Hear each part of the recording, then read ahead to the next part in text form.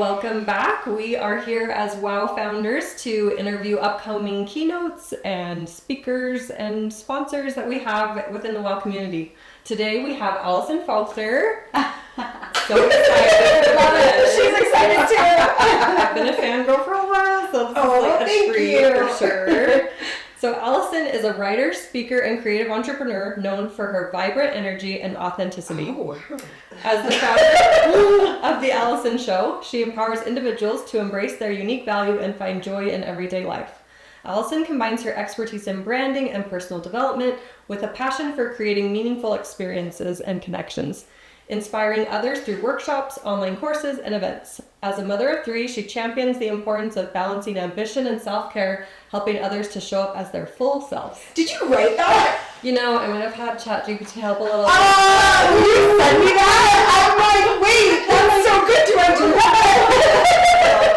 I just learned all kinds of new things. I sound so good. You are. Welcome, and thank you so much for being on the show today. I'm so happy to do it. We're so excited to have you here. So I know Jen has got a handful of questions, but full disclosure, have not read this book yet. So I haven't. I barely read it. I barely remember writing it at this point. When did you write it, Miss Alison? I wrote it in all of 2020. Okay. It came out in Vended Edits. It came out in 2022. Yes. And it's 2025.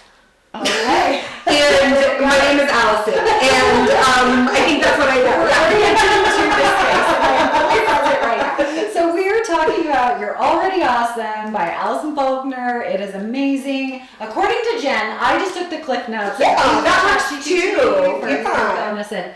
So Jen, dive in. I know you had a question about her book. And Yeah, so you talk a lot about not using external validation to prove our worth. Oh my gosh, I should so listen to myself. That would be so good. Please teach me. Right? I think the reason it resonates is because we all need those reminders constantly. Yeah. So yeah, let's speak to that.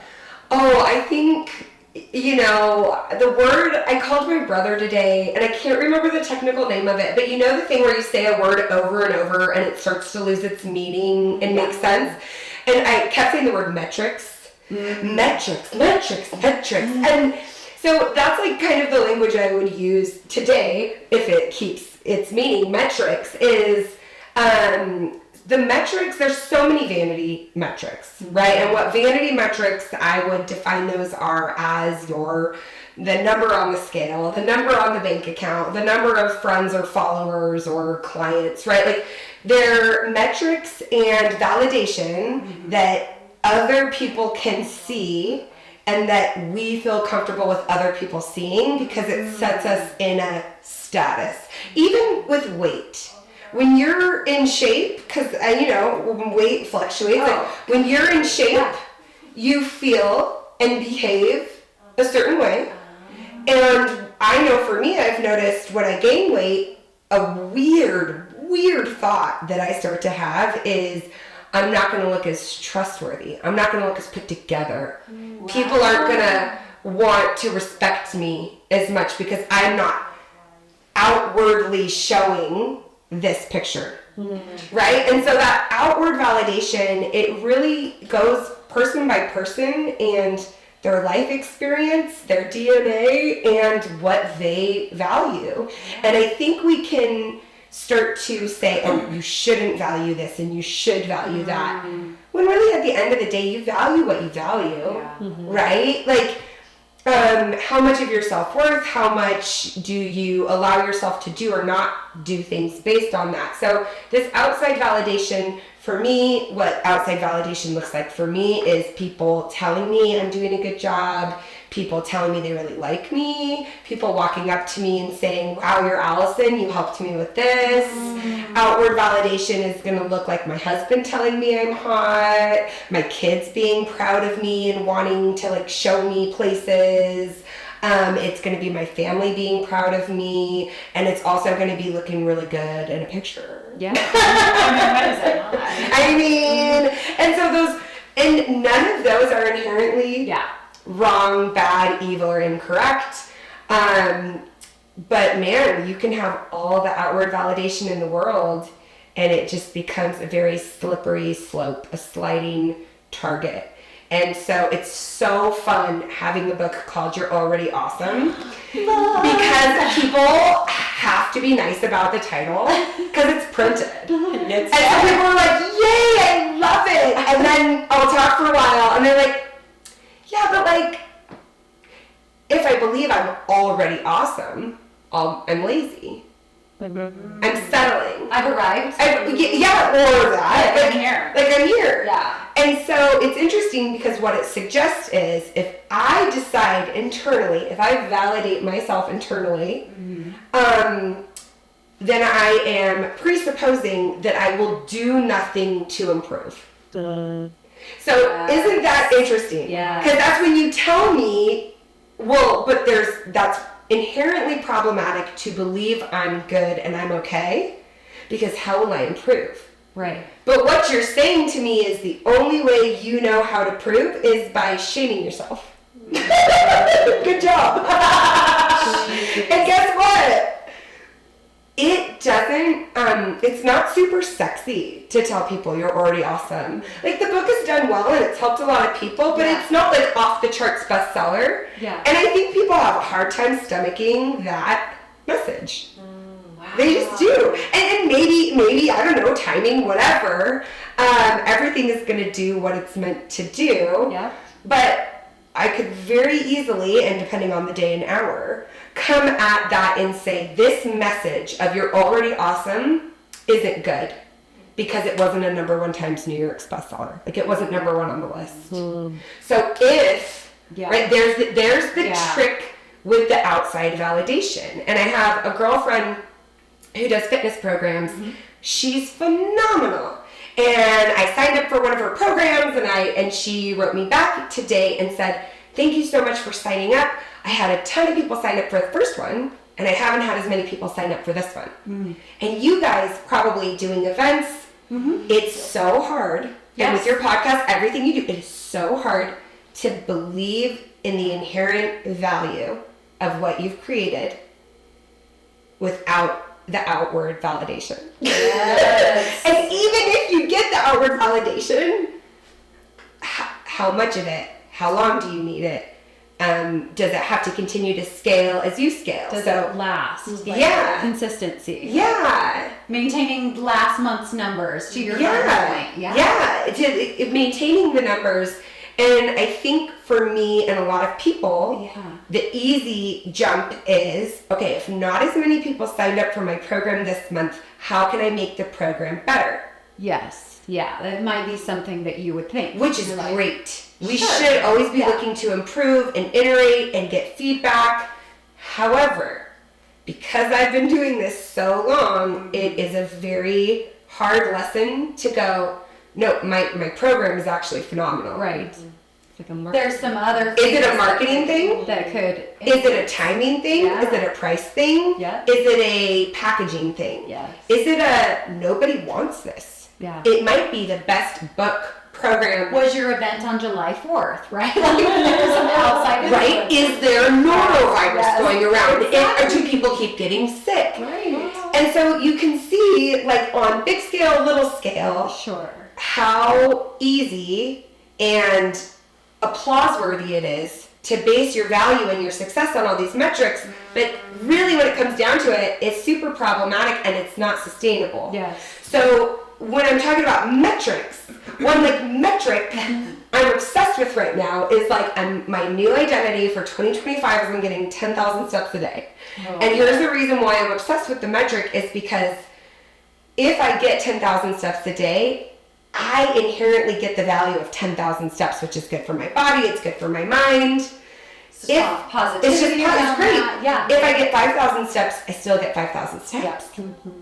Right? Yep. Now, if it's about having 10,000 steps a day to get to a weight, or having 10,000 steps a day to get to a certain number somewhere else, that's okay too. But the reason why I love the metric in and of itself being the win is because then it's like little dopamine hits. I got my 10,000 steps. Now, this has a lot to do with masculine and feminine energy, and so we can get into that too. I don't want to go on a tangent. I absolutely love what you're saying. I want to maybe just dive in a little bit while we're on this topic and say, with goal setting, right? Yeah. You are going to be our WOW speaker in February. So just coming up here in a couple of weeks, but we're still at the beginning of the year where a lot of people set New Year's resolutions, and you're speaking, to a lot of people about these metrics and hitting the thing. So I would say maybe look at your goals. Maybe look at those goals and how you're measuring it. What are the metrics you're focusing on? Yes. And this is even something I'm challenging myself with, like a new project that I'm going to be working on. I'm like, well, and this is another way of saying it is, what's the definition of success? There it is. Yes. Right? Is the definition of success that you showed up? Yes. Oh man, wouldn't that be cute if we actually believed ourselves when we said that? Like, it would be so cute. We would be so well adjusted. We look so like tumble and balanced. And for me, the success is just about me showing up for myself. I wish I show up for myself better than anybody. And if other people don't show up, I'm like, why does everybody hate me? There's no meaning and point in life, and I probably should just watch another series on Netflix.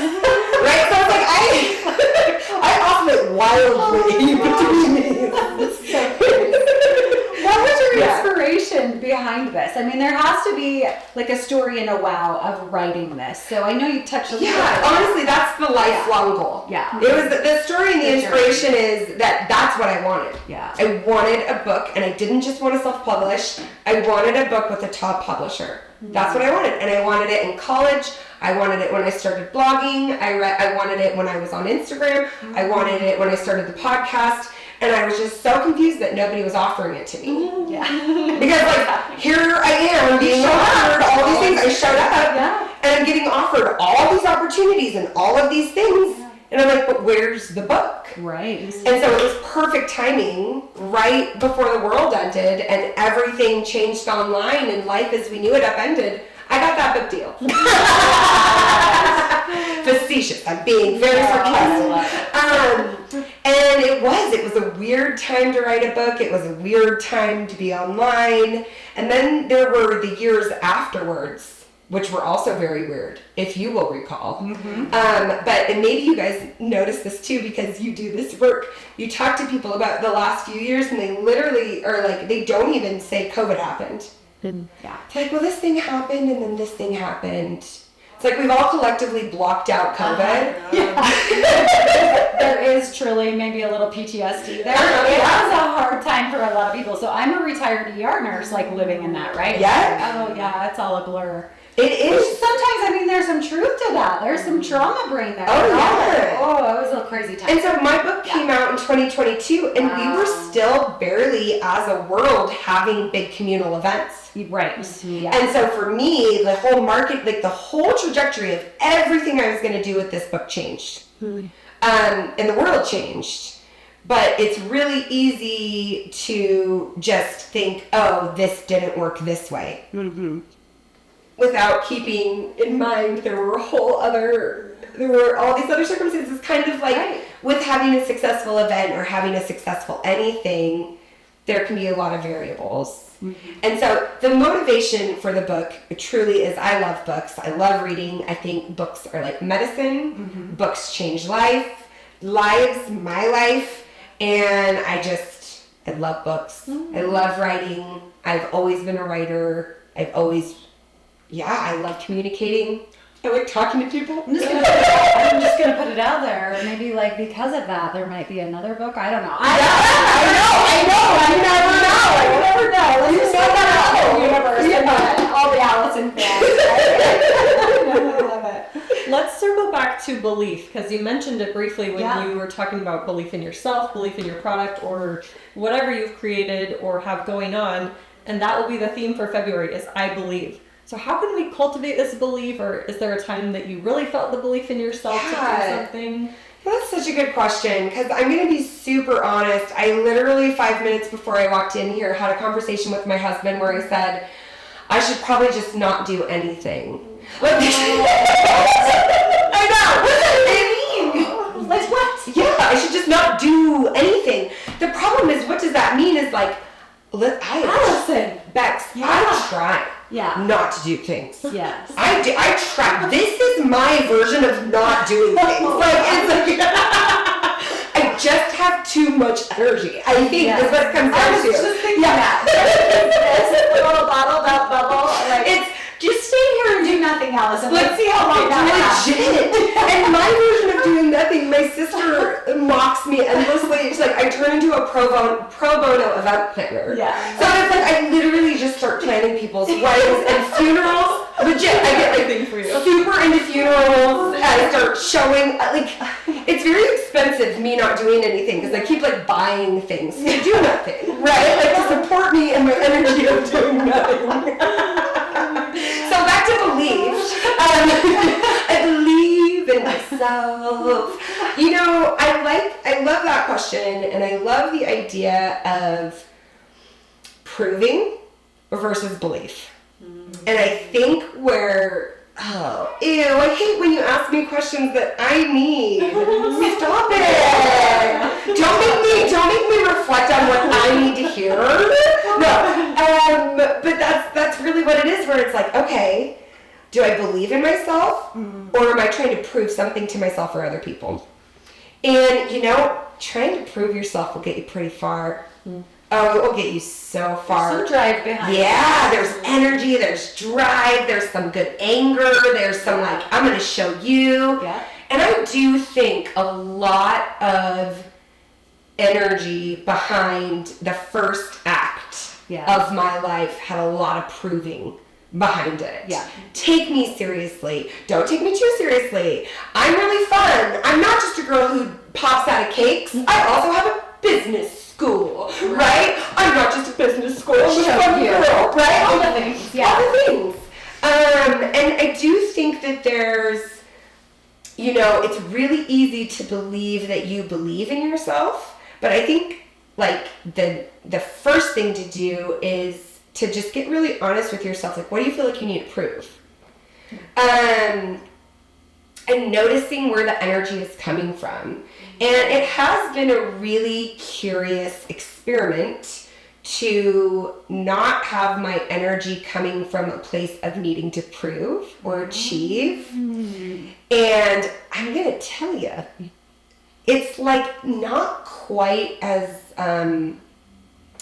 because when you're trying to prove, it's very public by nature. And when you're not trying to prove something, you just believe it. It's private. It's more private. And so part of the trying to prove was very public and very vocal and very loud, and it draws people in because they believe in you. It's like a hero's journey. It's a story. And so just the nature of me trying to prove made me performative or more public. Outwardly. Because I want box and the checklist. Yeah, but also I need to tell you. I need to prove myself to Yeah. you, so I have to talk to you. Yeah. If I'm just sitting at home and I don't have to prove anything to you, I don't need to show up. So it has been difficult and an interesting experiment to notice how do you accomplish and achieve from a place of intention, like let's say joy, enthusiasm, versus proving and like compulsive behavior to work and achieve. And it's, it's kind of crazy. It's really crazy. And I think it goes back to the title, You're Already Awesome. We are in so much the habit of compulsively proving and earning that when you tell someone they don't have to, they're like, well, then what would I even do? And it's almost insulting to tell someone they don't need to earn or prove anything when they are spending every waking minute, whether they're conscious of it or not, in that space. It's almost threatening to their way of life. She's talking to me. I don't need to be. I love that.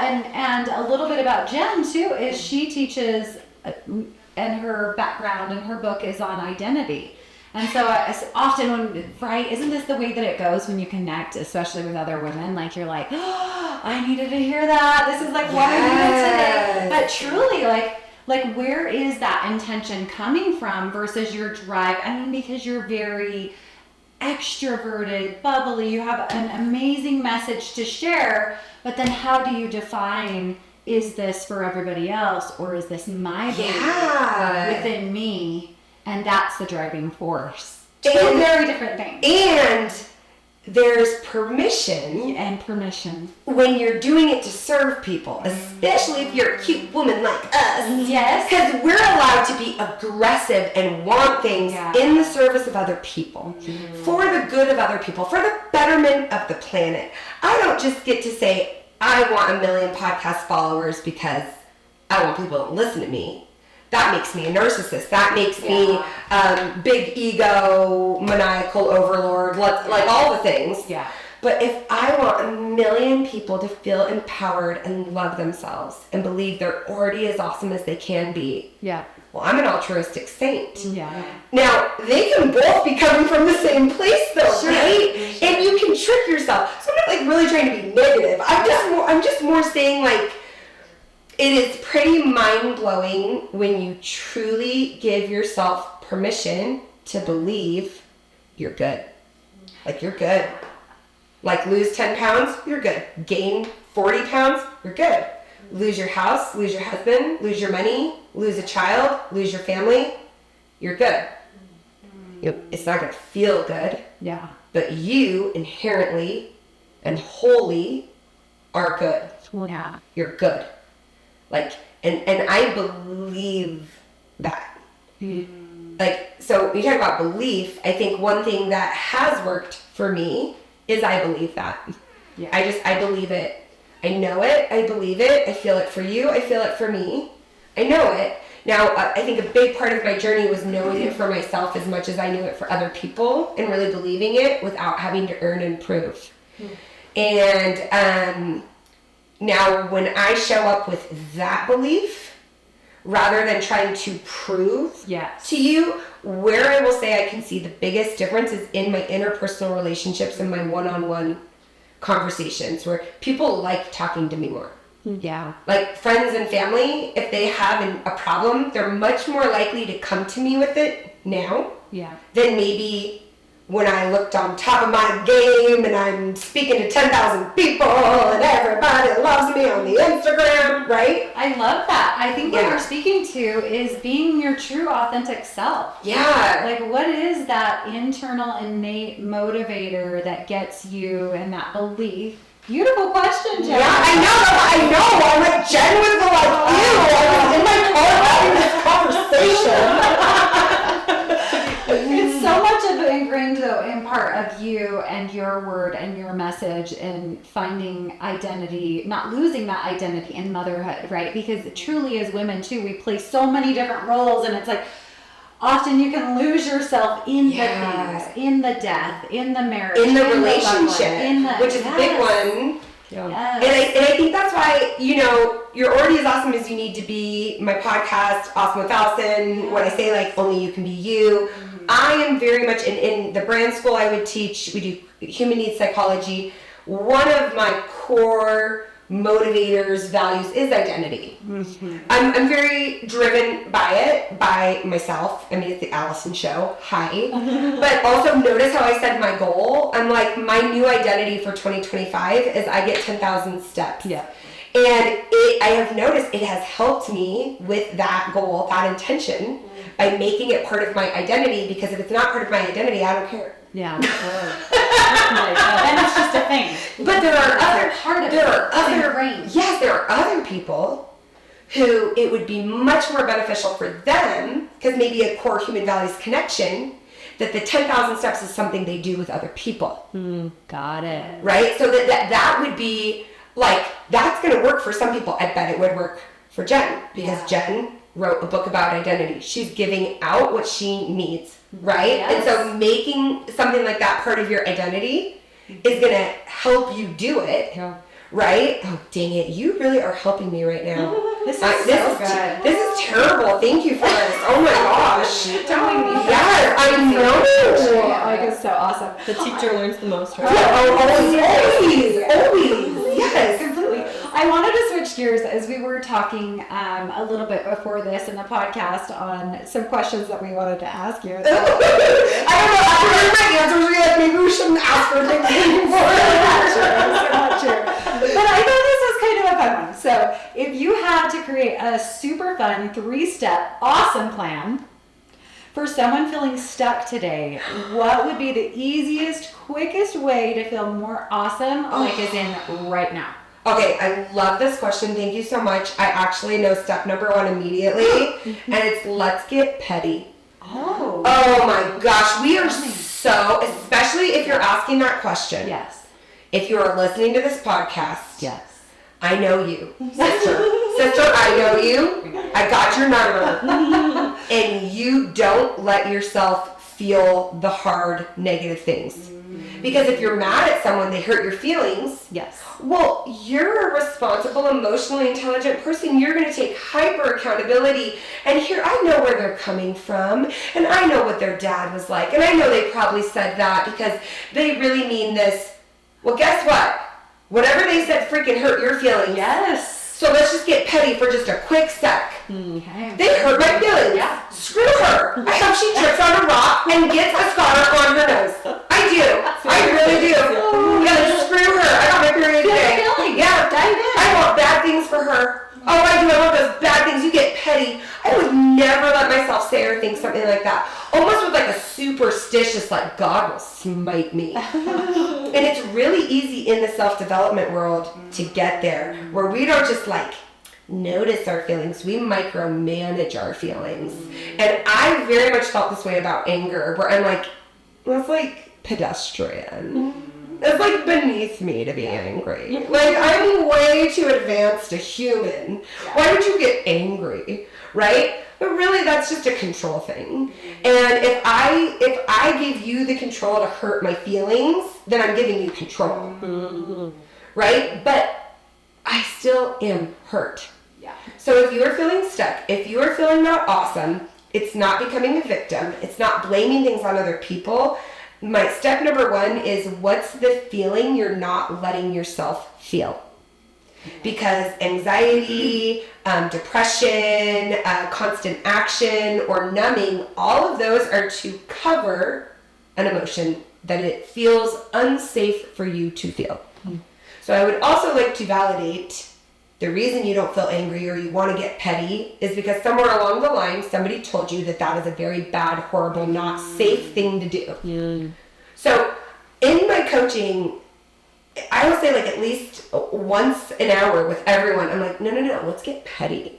Ew, I hate that. Ew, they're the worst, right? Just like just get it out, like let yourself like write it down and burn it. Yeah. But like we are in such a crazy place of either censoring ourselves or ripping at people anew under the guise of like a moral superiority. It's like I'm allowed to be mean to people if I'm morally superior to them. No, don't be mean. Yeah. Be mean in your head. Yeah. It's safe to be mean in your head, right? Or maybe tell your 14-year-old all the things you want to say to your neighbor before you say that. Okay? Yeah, my mom said. And so That's not what I heard. And step number 1, I love calling it be petty. But what I really mean by that is like you get to be yourself, because essentially what you're doing is you're gaslighting yourself. I don't feel mad. I'm not angry. I'm not hurt. I'm not sad.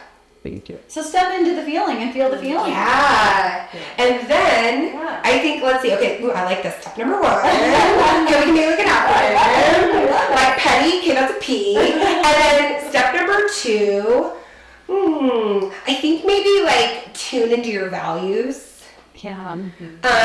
Because once you get petty, then we want to come in and like soothe that. Where it's like, okay, that person hurt my feelings.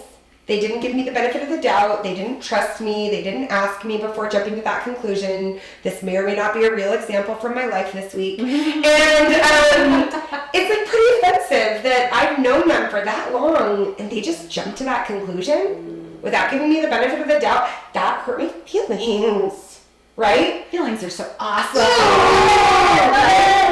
So if I was going to move into step 2, then I would go, okay, like what are my values? And I'm like, well, I value letting everyone be themselves. I might even go, wow, that hurt my feelings. Like, that was maybe like a 2, and it hurt my feelings like a 15. So then I might get like really curious, right? Like curious about like, why am I valuing that so intensely, right? And so why am I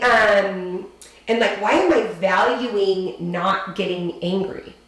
Like, why am I valuing not letting anything affect me? Because then I might ask myself, do I really believe that good people don't let anything affect them?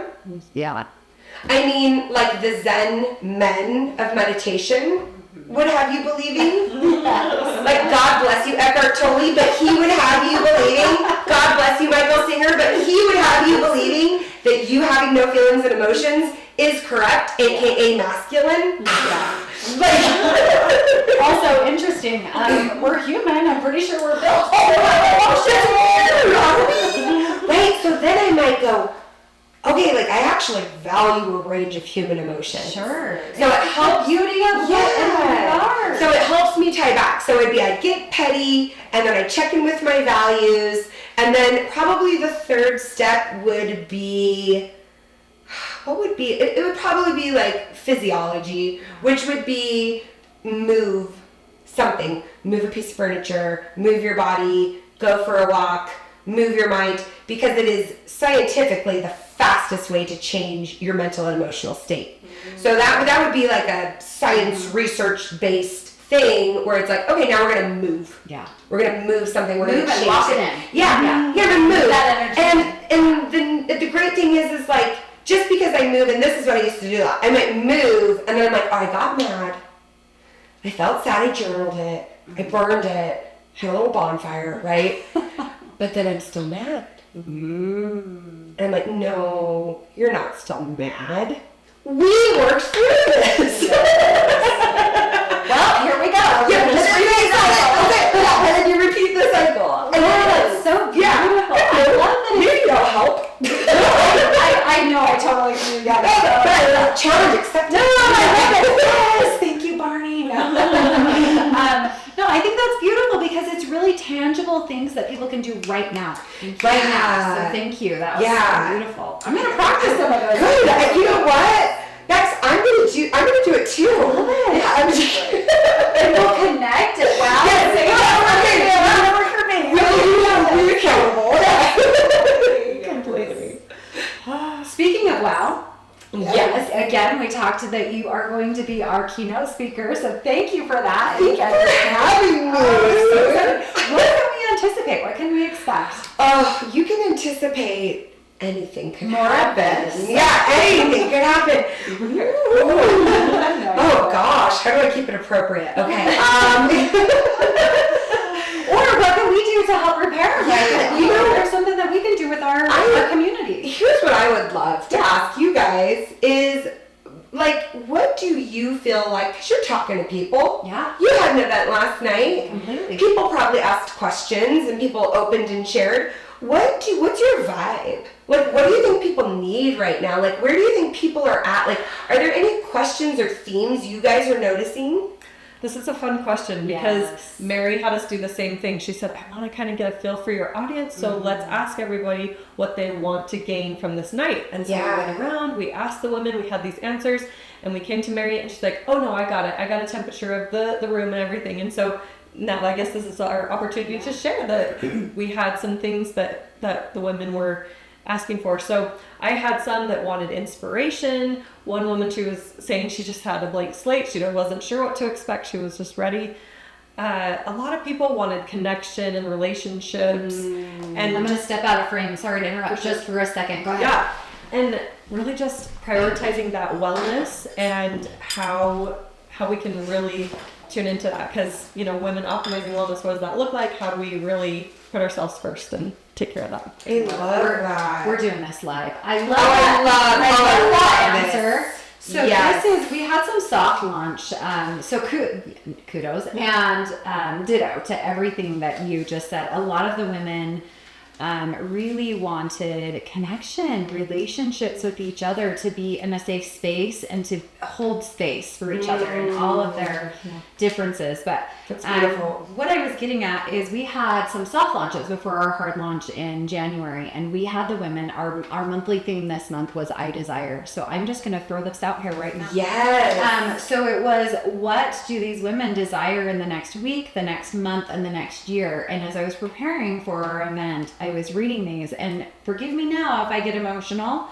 Never apologize for your emotions. So true. Didn't we learn? We don't apologize. No, as soon as I said it, I was like, I'm not sorry. I will get emotional. Yeah, that's okay. But I just wanted to share some of these because I think they're so beautiful, right from our community. Personal meditation, education completion. I desire to get a strong body this year. Comfort and peace, learning the process of growth, connecting with others, to slow down and think things through before I commit. Ooh. That just gave me the goosebumps. Yes. Okay, I didn't write it, but I could have. Growing my business, love, joy, happiness, success, having gratitude and letting go of negativity. I know we've got a couple of women in the group that talk about finding more time for my family. Others are going right in the thick of divorce. So there's some hard out there. But I think really, truly, as you're looking through this, I would love to grow the family business, garden, homemaking skills, work through childhood trauma. So there is some powerful stuff in that room and emotion, but I think a lot of it goes back to friendships, connecting, feeling confident, feeling worthy. Yeah. Super powerful stuff. So we're excited to hear. That's beautiful. There you go. There's some feedback. I really do, because, you know, like I said, the book was the dream. The book was the dream. Yeah. And then I did the dream. And I got real sick. And I was like, I think it could be done. Yeah, and I'm done. I did it. Wow. I did all the things. Check box. Yeah. Turns out, like, you turn 40 and you still have, like, all these years left. Oh my gosh, what are you supposed to do? I was like, you know, Hamilton, like, why are you right? Like, you're running out of time. And I was like, yeah, because we're running out of time. That's like how I lived my whole life. Yeah. And then I'm like, oh, there's still all this time. Like, and now what? And it's a really interesting place to be in. And when it comes down to it, what I feel very passionate about is connection. And I think the reason so many people are craving that is also the other half of those is you never feel more alone than when you're going through a hard time. Yeah. Even with the people in your life, because I went through a really hard time, and all of the people who show up at the parties and the work events, they aren't quite sure how to show up when you're sick. Yeah. They're not quite sure how to be your friend when you're not the one 100%. helping them. Mm-hmm. You know, and that's not just an Alison problem. That's a person problem, right? Where it's a lot easier to show up for people when you feel okay, and it's really hard to allow people to show up for you when you don't feel okay. And when you don't feel okay, you feel alone and you don't feel like yourself, and then you don't want the people who know you as that other version of yourself, or they're not comfortable with you in that version. And I think that it is so beautiful that we can come together and meet new people in that space, right? And so that's what I've really noticed is there's definitely been a shift in the people that I'm attracting and the people who show up at the things I do. And it's a real genuine connection where people, and it's not like the other type of connection is bad, but it's more, honestly, it's more popularity and hype. There's going to the Taylor Swift concert because you're a diehard Taylor Swift fan, and there's going to Taylor Swift because it's the thing to do and it's a fun thing to do. We're heedless. And she did a great job at making the fun, popular thing to do. The celebrities went there, all the people went there. we're in a financial crisis. You know, most people put it on their credit card, but that's okay. Like, how is everybody wanting to go to Europe for Taylor Swift? I'm so confused. and so part of it is, but you know, you can go to that huge, hype, popular concert and still feel dead alone. Yeah. And I think what a lot of people are craving is a smaller community where they can go and be the aspects of themselves that they haven't really been able to show up with other places and not feel so alone. Yeah. And that has been a concern with some of the women. They said, how big is this going to get? Because they want that intimate connection. Yeah, and there's a place for all of it. Yeah. Because we do need fun diversion. Oh, we do need superficial. We need it, man. Just to show up, go have a good fun night out. Yes. It's not necessarily a deep dive because when people are hurting like that, I mean, I've been through a really hard divorce. We've all been through hard. It's called life. It's called the journey, right? The heavy, ugly, horrible things and beautiful things that life is and has been. But I love that it's through the process, right? That we make those connections, and not everything has to be a deep dive. It's fun to get out and do it. Yeah. You know, go hang. But it's interesting because I coach and talk to a lot of people who host events, and a lot of people who host these smaller events are having the problem. They're like, people say they're going to come, or even somebody inviting people over on the weekend, everybody cancels. Yeah. Because we don't want to leave our houses. But we're all craving connection. Right. It seemed like a good idea. Hey, if you have any pointers on that, Alison, you tell us. The pointer is me working on not being a judgmental jerk and just wanting to walk up to people and be like, you're sad, get out of your house, you did this to yourself. Right? Like, I'm just working on my compassion over here. No, but it is, when you were speaking actually to that earlier, I was thinking about going through one of the hardest seasons in my life, and truly, I think for me, I pushed people away. I do too. Because I didn't want people to see me, right? Because it's all about the persona, and Bex has got her life together, and this and that, and all of these things that we put on ourselves, these labels that we put on ourselves, and I'm like, I don't really want people to see me in this capacity. Yeah. And so I kind of pushed away, and it's hard to accept help. I'm somebody, it's hard for me to accept help. But you're the first person to show up when their help is needed. First person to show up. Okay, girl. I know about you. I got your number. You know me. But it's hard. So to your point of getting there, just come. If you're listening to this right now, come. This community is for you. I think it's come messy. Come messy. Come in your jammies. Totally. Come as your petty, come as you ugly version of yourself that to you seems petty and ugly, because I promise you it's not. Yeah. Right? Like, every version of you is needed. Mm-hmm. And sometimes people need to sit down and hold your hand and look into your eyes for an hour. That's usually where I take it. And sometimes that's not what people want. And then I can feel sad that they didn't want that gift I had to give. But I've also got to remember, like, they didn't need it. Yeah. I can't give people a gift they don't want or need. And it'd be timing. Yeah, it's timing. Yeah. Like, maybe they just need to not be in their head and in their feelings and just be with people and take a break from feeling so much. Yeah. And it's not on me to decide what they need, unless of course they're asking me to help them determine. And even then, I think I'm just so much more, I don't know, I'm just at a place where I'm so much more like, yeah, I could be super wrong. I'm going to throw this out. And you tell me if you like it. And if you don't, hate me for it later. I had this guy, it was not a good fit. And he hired me it just was a weird circumstance. And he hired me for all these sessions of coaching. And he read my book. He just found me through that. Yeah. And by about our 4th or 5th session, he was like, I'm feeling really mad. Awesome. And I was like, totally. Are you feeling that anger towards me, the situation, or what we're talking about? And he's like, I think I might be mad at you. In the past, I would not have been able to handle that. I would not have been able to receive that. I wouldn't have been okay with it. I wouldn't have been able to sleep at night. I would have needed to make sure he was happy with me. Wow. And now I'm like, I talked to him for about 4 or 5 hours. I'm not too worried about it.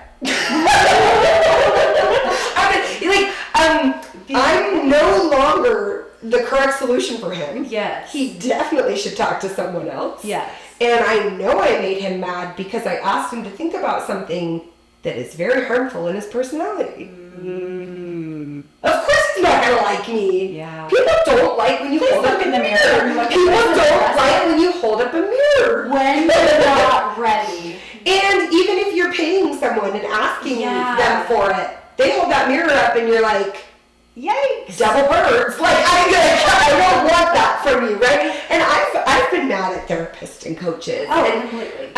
Just being able to like find the right fit too. Yeah, and like sit with that and know and I told him, I'm like, hey, I want to thank you again for sharing everything you shared. This is super vulnerable. I might not be the person, and you're going to know what's best for you. And we didn't have another session after that. Our sessions were done. Is it because I made him mad? Is it because we were done? It honestly just doesn't matter. It's okay. It's all okay, but like I used to not be able to live with that. So back to validation. Because I would have said that I'm doing a good job if he thinks I've done a good job. I see. That external validation, where now the validation comes from check in with myself. Was there something that I could have said or done differently? Could I have been more compassionate? Did I overstep? Was I right? Like, and looking back at my actions, I feel very comfortable and secure in what they were. Yeah. If I didn't, I would, make amends, repair, apologize, whatever needs to happen.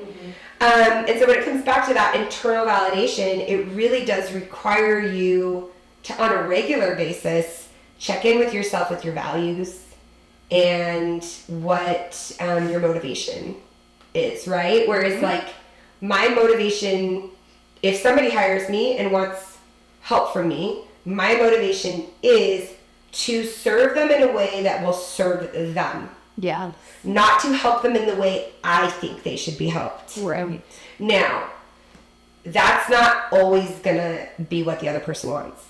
Right? Yeah. And that's it's hard. Yes. It's hard. I want everybody to love me. Especially when you are in that position. We all do. We all want love. We all want acceptance but truly understanding it's not about you. It's about them. I know, but it's so hard because it's like all about me. So much. I wanted to ask you kind of a fun other little question too, to switch gears just a little bit. You've worked with a lot of businesses, a lot of companies, big brands like Microsoft, Alaska Airlines. If you could collaborate with anyone, if you could collaborate with anyone next, even Beyonce, Oprah, and should I say living or dead? I'm just going to make this harder. Let's say living. Who would it be, and what kind of magic would you create? You're such a fun personality. I had to ask. Oh my gosh, wait, but like I don't even. Who would you collaborate with? I know. Because there's like people I want to collaborate with, and I'm not. I went to like Wayne's World, like I'm not worthy. Or there's like too many if it's too hard. No, I'll just tell you this. Yeah. Like, who do I want to be obsessed with me? Again, let's like circle back to like values, Alison. Toxic much. Like that's not gonna help me. Like wanting people to be obsessed. That's where I bring it. Who do I want to be my biggest fan? Oh, that's it. I'm like, who would I like to be in love with me? That's not what she asked. That's not what she asked. But do you know? Or who do you admire? Like I'm obsessed with RuPaul. Okay. I love RuPaul. I love RuPaul because RuPaul has made a career, the drag queen, has made a career using their skills and platform to give other people a platform. Yeah. And so when I think of like career role models. Yeah. Which I never used to have one because I was like, I'm so special. I don't need a role model. Yeah. And then I heard RuPaul say one time, you got to have somebody to model your career after, maybe in a different like industry. And I was like, oh yeah, I don't have to reinvent everything. Yeah. And RuPaul happens to be one of those people where, I mean, I would just absolutely love, you know, I dream of being a guest judge on RuPaul's Drag Race. I do. Awesome. I dream of it. I dream of it. And my dream is I would never criticize a single queen. I would only tell them how proud of them I am and how great they are. And so I have that dream. But my dream is to be on RuPaul's show just telling everyone how much I love them. There.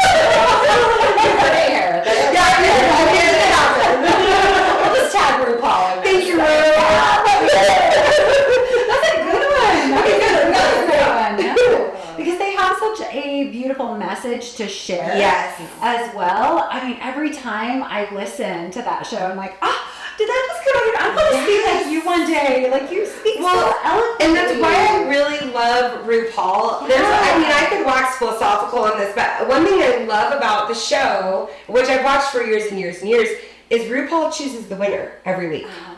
He chooses who goes home and stays. And I love that because that's a lot of ownership. Because lots of shows, they're like, I'm not going to put myself in a position to not be liked. Yeah. I'm not going to put myself in a position to be the bad guy. Yeah. And I love Ru because at the end of the day, and people are mad all the time. People are always mad at RuPaul. They're always mad at the show. They did this wrong. They did that wrong. Yeah. And I just love the ownership. Yeah. I love the ownership. I love the using your skills to give other people a platform. And I think that's something I think that's like a talent I have is seeing people's talents. And I can be very aggressive about wanting people to see their potential and talent. Yes. So I've had to learn. And I had to learn to be kind about that. Well, we are so excited to have you as the keynote, and we loved having this conversation with you. Thank you. This was so fun. Thank you for helping me. Thank you for giving me the conversation I needed. I know. Jen, can we just stay for a minute? I have a few more questions. Wait, what? We could do this for another honestly. Yeah, I know that we connected over identity and all that. Yeah. Thank you guys so much for having me. Thank you for doing this work. It's really hard to do things. Yeah. So good job doing them. Thank you. Especially, truly as we are still learning too. And so for me, it's incredibly hard. I think you hit the nail on the head is we're all learning, and it's incredibly hard for me to stand up there because please, I don't have it figured out. We're like, again, going through the journey. And how long were you an ER nurse? In healthcare for 20 years, a nurse for 15 years. Okay, so it's like the hardest thing, I think. And you don't realize it till you start to get older, is continuing to allow yourself to be the beginner. Yes. And your ego, it wants to tell you, you don't get to show up and be new at this. You're at the top of your industry. 20 years, you're respected, everybody sees you in this way, and you're like, I'm going to show up like an idiot. Lifelong right? learning, right? Lifelong learner. It's true. And it's hard sometimes to step back and go, oh yeah, let me just listen. I'm not going to show you how to do that. Like, oh yeah, let's allow others, because that helps them learn and grow too. And yeah. But anyway, we're all in this journey together. Oh yeah, it's so beautiful. We're all here. Thank you guys so much for having me. Thank you guys. We'll see you later this month.